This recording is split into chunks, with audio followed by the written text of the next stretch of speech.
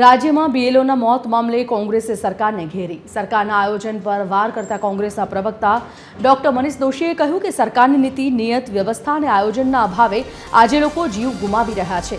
સરની કામગીરીમાં રાજ્યમાં 5 લોકોએ જીવ ગુમાવ્યા તો દેશભરમાં 27થી વધુ લોકોએ જીવ ગુમાવ્યા છે. મતદાર યાદી અંગેનું જે કામગીરી ચાલે છે એસઆઈઆરની, તેમાં ગુજરાતમાં 5થી વધુ બીએલઓના નિધન થયા છે. એક બીએલઓએ તો પોતાની મરણ ચિઠ્ઠી લખીને અંતિમ પગલું ભર્યું, આપઘાત કર્યો.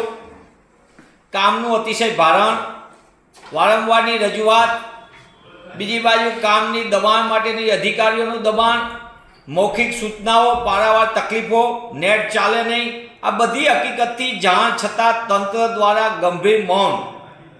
એટલે આ મોત એ સામગ્રી દ્રષ્ટિએ નથી, પણ વ્યવસ્થાના અભાવના કારણે, આયોજનના અભાવે અને સરકારની નીતિને નિયતના કારણે લોકો જીવ ગુમાવી રહ્યા છે.